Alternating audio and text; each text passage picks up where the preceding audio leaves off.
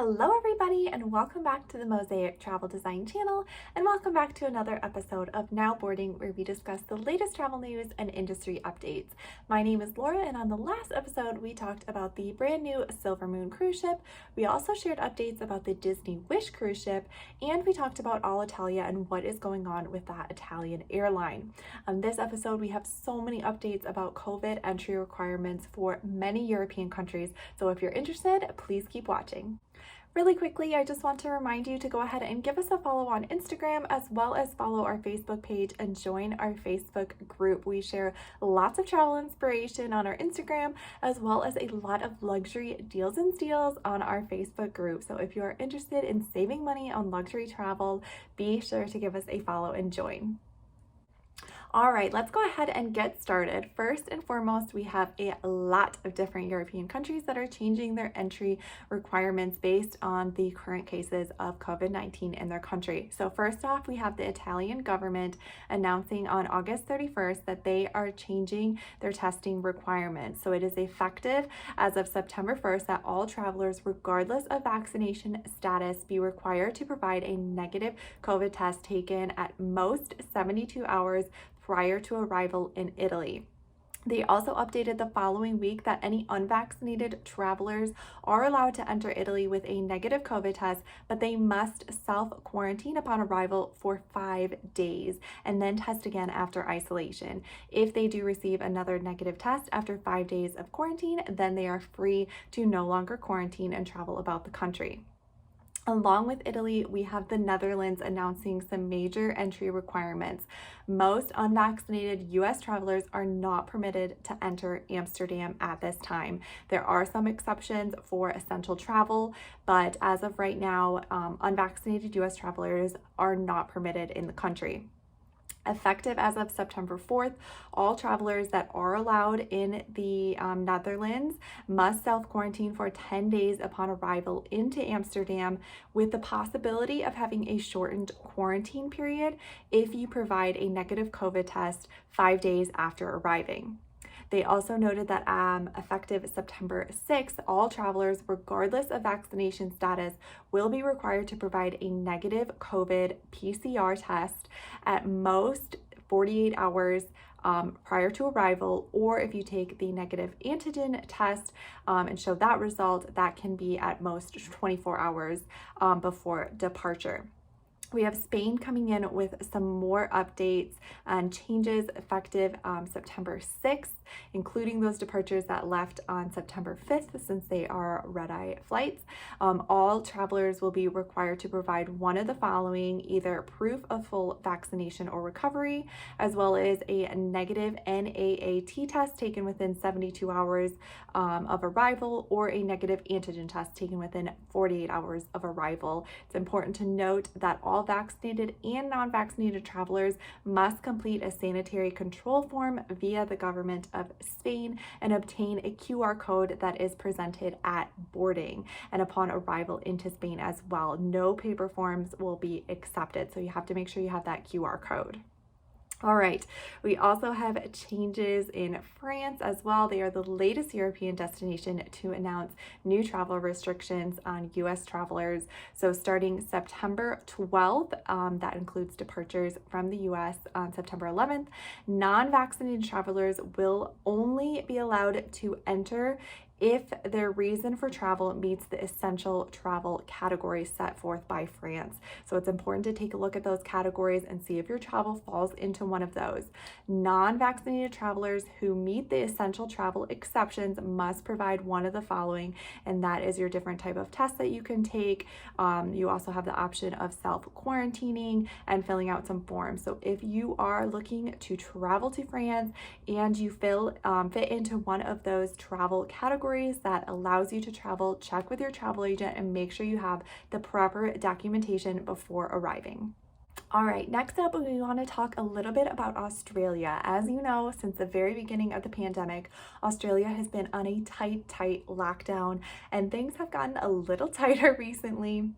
So the update with Australia, the state of New South Wales is having the number of international passenger arrivals that it arrives and accepts each week. So if you are looking into flights to Australia, you really want to travel there, you may notice that all the flights are sold out and there's a very limited number of flights even going to Australia. So the reason you're seeing all those empty flights, there's no availability, is because they are very strict with the number of arrivals that they are allowing into the country. Sydney is currently down to only accepting 750 international passenger arrivals a week. Currently, Victoria and Queensland are now quarantining 500 passengers each week, and South Australia and Western Australia are taking just 265 passengers each week. So if you are looking to travel to Australia, as you know, you do need to get approval from the government and have a certain reason as to why you are traveling there. They are not open for tourism at this time. But even if you are looking to go to Australia, you definitely have to look way in advance because flights are full and filling up every single day because they are not allowing many passengers on board and arriving into the country. We also learned recently that Australia is extending their travel ban to at least December 17th. The Australian government has closed to all international arrivals apart from Australian citizens. To enter Australia, you have to have a valid visa, and travelers must apply for an exemption from the Australian government. So in order to travel there, you do need this approval from the government because the ban is in effect until December 17th. I'm very curious to hear if they're going to open things up a little bit more after the 17th. So we'll definitely be on the lookout for any more information about that. We have also heard that Fiji is preparing to reopen its borders to international travelers as of November 1st. This is actually months before they were initially thinking about reopening their borders. So they are looking to allow non-essential travel for the first time since the pandemic began. Like I mentioned, it was months before they were initially planning to reopen. They haven't confirmed any entry requirements for international travelers, but the reports are suggesting that they will only allow fully vaccinated travelers to enter the country. So we'll definitely be sure to keep you updated as we hear more about those entry requirements. We also have an update about Hawaii.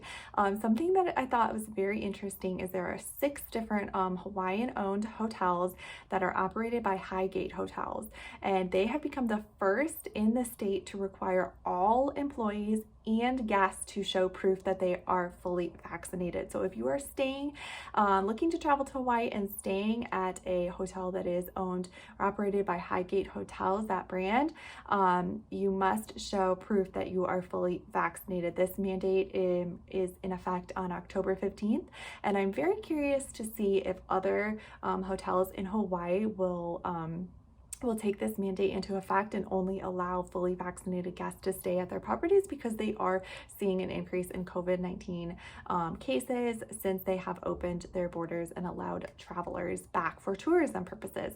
So we'll definitely be sure to keep our eye out on that.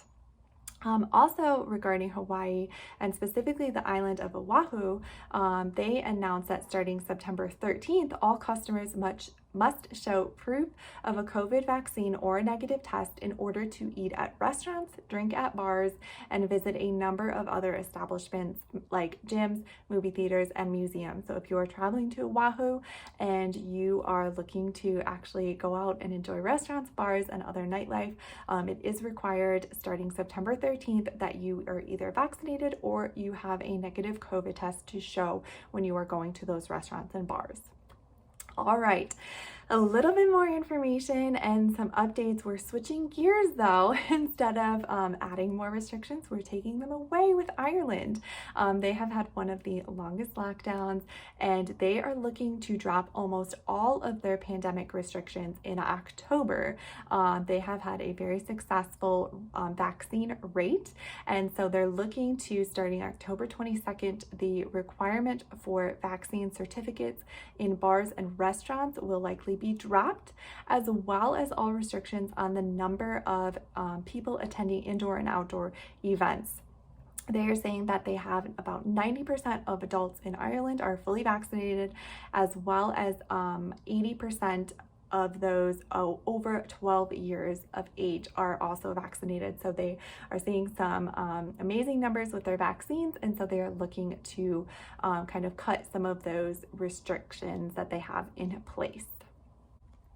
All right, everyone, so those are the updates that I have for you today, all about the current state of entry requirements and restrictions. Of course, always be sure to check with your travel agent before you book and travel so they can give you the latest information as things are changing all the time. But I hope you found this video helpful, and I hope you enjoyed hearing about all this information. Please be sure to leave me a comment down below if you have any questions, and I would be happy to answer those for you. With all of that said, thank you guys so much for watching, and I'll talk to you next time. Bye!